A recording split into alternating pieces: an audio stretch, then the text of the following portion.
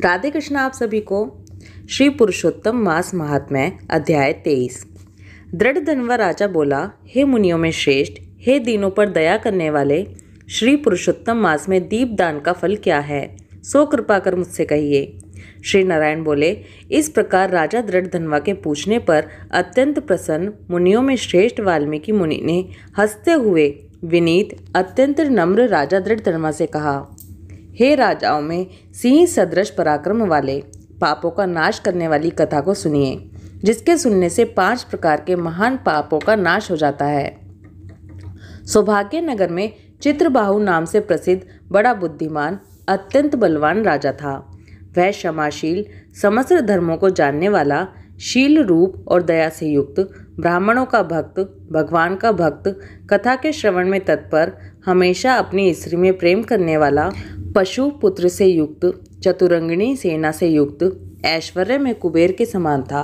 उसकी चंद्रकला नाम की स्त्री 64 कला को जानने वाली, पतिव्रता, महान भाग्यवती, भगवान की भक्ति को करने वाली थी।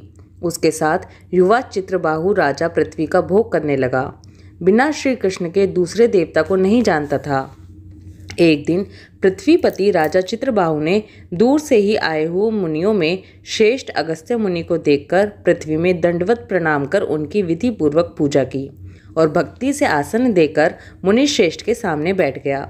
विनय से नम्र होकर मुनि श्रेष्ठ से बोला, आज मेरा जन्म सफल हुआ, आज मेरा दिन सफल हुआ, आज मेरा राज्य सफल हुआ, आज मेरा घर सफल हुआ, जो आप श्री कृष्णचंद्र के सेवक आज मेरे घर आए हैं।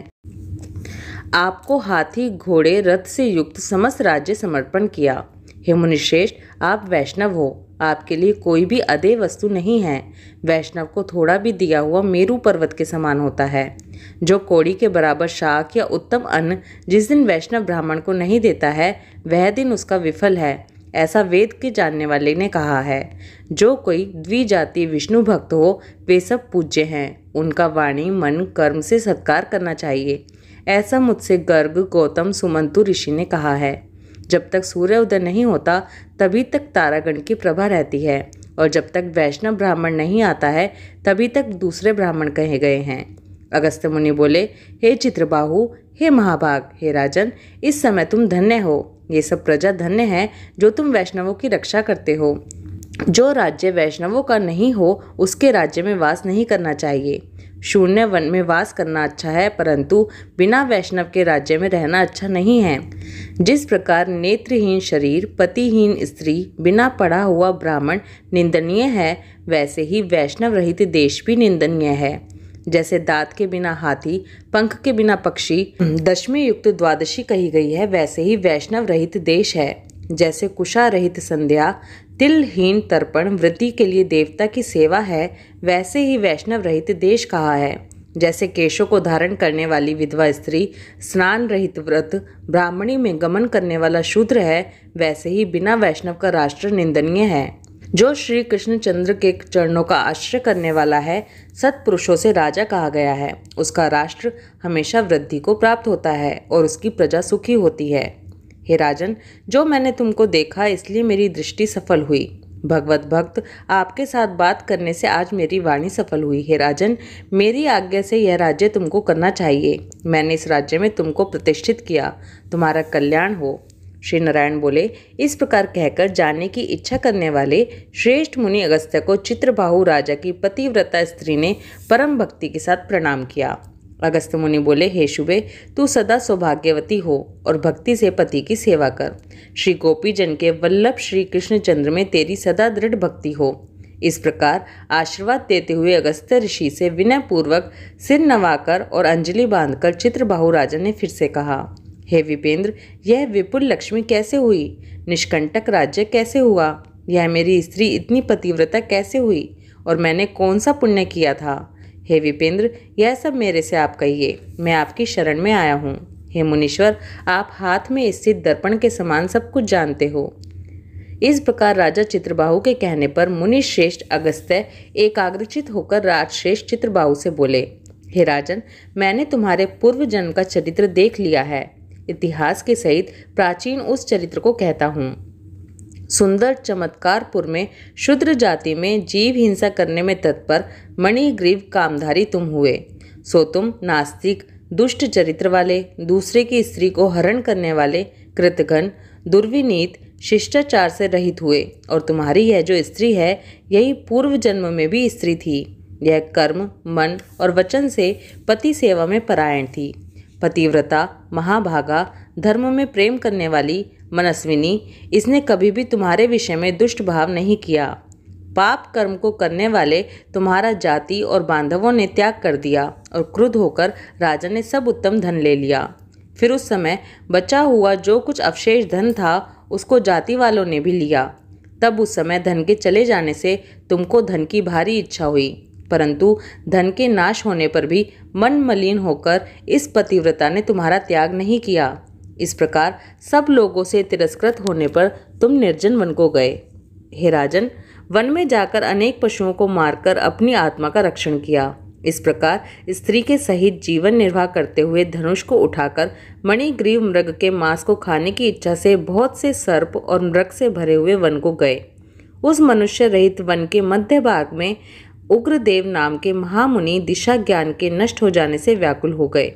हे राजन, मध्याह्न के समय तृषा से अत्यंत पीड़ित होकर वहां गिर गए और मरणासन हो गए। उस समय रास्ते को भूले हुए उस दुखित ब्राह्मण को देखकर तुमको दया आई। उस ब्राह्मण को उठाकर और उसको साथ लेकर तुम अपने आश्रम को आए। उस दुखित ब्राह्मण की तुम दोनों स्त्री पुरुष ने सेवा की। एक मुहूर्त के बाद उस समय महायोगी उग्रदेव चैतन्यता को प्राप्त हो आश्चर्य करने लगे कि मैं कहाँ था और यहाँ कैसे आ गया। उस वन के बीच से मुझे यहाँ कौन लाया। मणिग्रीव ने उस ब्राह्मण से कहा कि यह सुंदर तालाब है, इसमें कमलिनी के पुष्प से सुगंधित शीतल जल है। हे ब्राह्मण, उस शीतल जल में स्नान करके मध्याह्न की क्रिया करके फलाहार करें और सुंदर शीतल जल का पान करें। इस समय मैंने रक्षा की है, आप सुख से विश्राम करें। हे मुनिश्रेष्ठ, आप उठिए और आप कृपा करने के योग्य हैं। अगस्त्य जी बोले, उस समय उग्रदेव ब्राह्मण श्रम रहित सावधान हो मणिग्रीव का वचन सुनकर तृषा से व्याकुल हो उठा। मणिग्रीव की भुजा पकड़कर वट वृक्ष से शोभित तालाब के तट पर जाकर बैठ गए। वट की छाया में बैठकर क्षण मात्र विश्राम कर स्नान और नित्य क्रम कर वासुदेव भगवान का पूजन किया। देवता पितरों को तर्पण कर सुंदर शीतल जल को पान कर उग्रदेव ब्राह्मण शीघ्र वट के मूल भाग में आकर बैठ गए।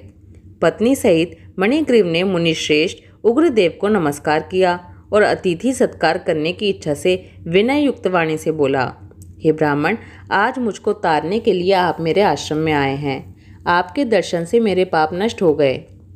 इस प्रकार उस ब्राह्मण से कहकर प्रसन्न मणिग्रीव स्त्री से बोला, ए सुंदरी, जो जो स्वादिष्ट पके हुए फल हैं उन आम के फलों को तुम जल्दी लाओ। हे शुभानने, और जो कुछ कंद आदि हो उनको भी लेकर आओ। इस प्रकार स्त्री अपने पति के वचन को सुन फलों को और कंद आदि को लेकर हर्ष से ब्राह्मण को सामने रखती है। मणिग्रीव फिर मुनिश्रेष्ठ से वचन बोला कि हे ब्राह्मण, इन फलों को ग्रहण करें और मुझ स्त्री और पुरुष पर अपना आशीर्वाद दें। उग्रदेव ब्राह्मण बोला, तुमको मैं नहीं जानता हूँ, तुम कौन हो, सो मेरे से कहो। विद्वान ब्राह्मण को चाहिए कि अपरिचित का भोजन नहीं करे। मणिग्रीव बोला, हे ब्राह्मण, मैं मणिग्रीव नामक शूद्र जाति का स्वजनों से, जाति वालों से, अपने बांधवों से त्यागा हुआ हूँ। इस प्रकार शूद्र के वचन को सुनकर प्रसन्न आत्मा उग्रदेव ने फलों को खाया और बाद में जल को पिया। ब्राह्मण को सुख से बैठे देखकर मणिग्रीव उग्रदेव ब्राह्मण के पैरों को अपनी गोद में रखकर दबाता हुआ फिर से बोला, हे मुनिश्रेष्ठ, अब आप कहाँ जाएंगे? इस निर्जन जल रहित हिंसक जंतुओं से भरे हुए दुष्ट वन में आप कहाँ से आ गए? उग्रदेव बोला, मैं ब्राह्मण हूँ और प्रयाग जाना चाहता हूँ। इस समय रास्ता न जानने के कारण भयंकर वन में चला आया हूँ। उस जगह थकावट और प्यास के कारण क्षण भर में ही मैं मूर्छित हो गया था। बाद में तुमने मुझे प्राण दिए। हे मणिग्रीव, बोलो तुमको मैं क्या दूं? हे मणिग्रीव, तुम दोनों स्त्री पुरुष ने किस दुख के कारण वन में आश्रय लिया, उस दुख को मुझसे कहो, मैं उस दुख को दूर करूंगा। अगस्त्य मुनि बोले, इस प्रकार उग्रदेव ब्राह्मण के वचन को सुनकर अपनी स्त्री के सामने उस मुनीश्वर उग्रदेव की प्रार्थना कर दरिद्रता समुद्र को पार करने की इच्छा वाले मणिग्रीव ने अपने कर्म के भयंकर फल रूप वरदान को कहा। श्री पुरुषोत्तम मास महात्म्य अध्याय 23 समाप्त। ओम नमो भगवते वासुदेवाय। राधे कृष्णा।